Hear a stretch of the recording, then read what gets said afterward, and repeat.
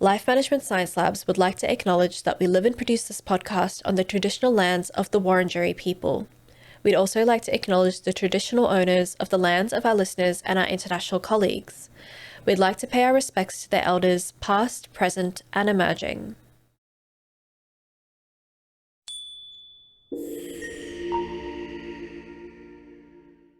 Hello and welcome to Self-Improvement Atlas, the personal science insight podcast produced by LMSL, the Life Management Science Labs. We are champions of life management science, providing structured insights informed by science and inspired by practice on key aspects of conscious living. Each week, we bring you scientific and practical insights on each element with the expert knowledge of professionals in the field. I'm your host, Aditi Kutty. Let's get on with the show. Welcome back to another episode of Self-Improvement Atlas, the Personal Science Insights podcast. Over the last 8 episodes, I've spoken to a variety of experts about a wide range of topics. And in each episode, they've offered practical advice and tips and habits for you to implement in your own lives. And I thought in the lead up to the new year, it would be a good idea to recap each one so you can take them forward into 2023. In episode 1, I spoke to Ted McLyman, author, financial advisor, and consultant, and creator of the Money Temperament Radar. We talked a lot more about money temperament. It's about understanding why you spend money and how you spend money, and coming up with a financial plan that actually aligns with your temperament and what matters to you. Ted believes that one size does not fit all, and there's no point sticking to a financial plan that doesn't actually suit you. Saving money gets a lot easier when you understand your financial behavior. There's a lot of bad financial advice out there, so it was really refreshing to hear Ted talk about finding a financial plan that will actually help you save and actually works with what you already value. In episode 2, I spoke to Amy Dirks, a registered dietitian nutritionist who works in wellness within the sporting industry. She went over a lot of different practices, like introducing probiotics into your diet and rethinking your drinking habits. You should definitely swap your coffee for green tea. Amy cut back on gluten foods and started having more fermented foods herself, and she said she's seen a big improvement in her diet since.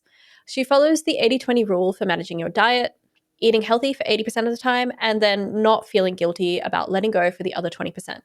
She's a big advocate for listening to your body rather than counting calories for a healthier mind and a happier body. And as someone who struggles with focusing and managing on what I eat and counting calories and watching those numbers, it was really refreshing for me to hear that going by gut instinct can still be valuable.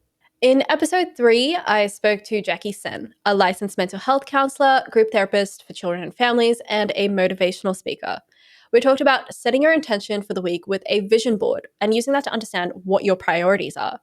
Understanding what's important to you helps you set better boundaries for yourself. For example, if you want that car, you might have to curb your spending on unnecessary products. If you want to spend more time with your family, you might have to figure out what interactions to cut out otherwise to make sure that you're spending more time with your family. It was really nice to hear a technique that allows you to use your hands to set out what's more important to you. I'm a big fan of arts and crafts, so this was a really cool episode for me. In episode 4, I spoke to Lavinia Popescu-Now, a psychologist specializing in positive psychology and emotional intelligence. She's worked in mental health all around the world, and the practice she's found most useful to herself is gratitude. Every day she finds 3 things to be grateful for. It's a lot harder than you think, and a lot of people struggle with feeling grateful, so she likes to combine the practice of gratitude with meditation or yoga.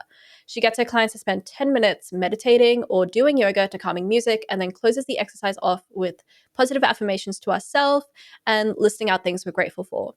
Doing yoga or meditation helps put us in the best mindset to see things more positively and helps even the most stubborn of us find gratitude in our lives. In episode 5, I spoke to Nathan McCullough, an integrative nutritionist and life coach specializing in holistic health. Nathan believes that habits are integral to living a fulfilled life, and it's important to do your habits right if you want to get the best out of them. He also recommended meditation as an easy habit for everyone. All you need is 10 or 15 minutes and a quiet place to do it. Meditation helps increase awareness of what's happening in your brain without bias and let go of the thoughts that are not serving you. He also spent some time convincing me, a meditation skeptic, on why meditation is really, really important, and it made me want to try it out myself. In episode 6, I talked to Ryan Marinelli, who's worked in health and fitness for over 8 years and holds a master's degree in clinical exercise science. His specialization looks into the benefits of strength training as opposed to aerobic training to the brain and mental health. Ryan talked about the importance of an exercise routine and creating an exercise schedule in help keeping up with your fitness, especially for the people who are dealing with debilitating conditions like depression or anxiety, and how important exercise can be for the brain. He recommended 150 to 300 minutes of moderate exercise across the week, or 75 minutes to 150 minutes of vigorous exercise over the week. And it doesn't matter if you don't exercise every day, as long as you meet those requirements.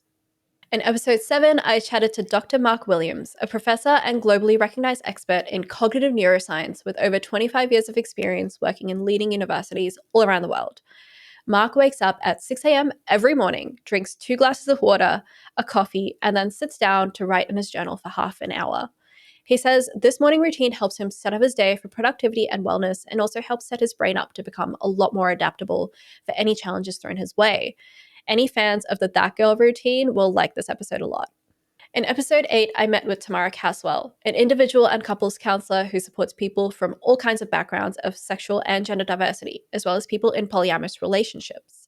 She also works in abusive relationships, and she shared with me how she helps her clients identify the red flags in their abusive relationships and how to set boundaries when your partner is abusive. Communicating assertively can be really difficult when your partner feels entitled to your time, and we look at examples of things you can say to get away from them and help you find time to communicate your situation to the right people in your life. I hope that gave you some idea of things to take into the new year. It definitely gave me some ideas. Every conversation I've had over the past 2 months has taught me something new about topics I might not have even taken the time to think about, and it's inspired me to help take steps to improve my own life. I actually decided to challenge myself by making an exercise schedule for myself and actually sticking to it for over a month. I'm not big on fitness and I see exercise as a chore, so I wanted to challenge myself into making exercise a habit that I actually enjoy. You can catch my month-long journey on this channel over the next few weeks, so be sure to subscribe and hit the notification bell so you don't miss out. Thank you so much for listening to Self-Improvement Atlas, the Personal Science Insights podcast. It's been a pleasure to share these insights with you. You've been listening to Self-Improvement Atlas, the Personal Science Insights podcast produced by LMSL, the Life Management Science Labs. For more episodes like this from 10 different life management perspectives, search LMSL on YouTube, Apple Podcasts, Google Podcasts, and Spotify, or wherever you get your podcasts, so you can get updated on everything we have to offer. We have a wide range of topics readily available for you to check out. If you enjoyed this episode, please consider rating our show, sharing it, and subscribing to our channel, as it helps us grow and bring you more quality resources. More of our work can also be found on our website at pe.lmsl.net, where you can join our movement. I'm Aditi Kutty. Thanks for tuning in.